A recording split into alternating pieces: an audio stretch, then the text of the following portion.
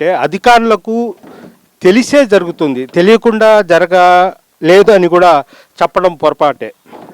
చూడండి బస్సు ఎలా ఉందో.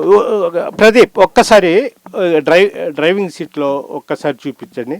చూడండి ఏ విధంగా ఉందో అసలు సీటింగు, ఇక్కడ స్టేరింగు, ఇవన్నీ ఎంత చండాలంగా, ఎంత పుచ్చిపోయి ఏ విధంగా ఉంది. ఈ బస్సులు కలిగిరి నుంచి ఇక్కడి నుంచి సుమారు హైదరాబాదు వరకు నడుపుతున్నారంటే ఏం చెప్పుకోవాలి. అంటే వాళ్లకు డబ్బే ముఖ్యం కానీ ప్రజల ప్రాణాలు ముఖ్యం కాదనేది కూడా తెలుస్తూ ఉంది.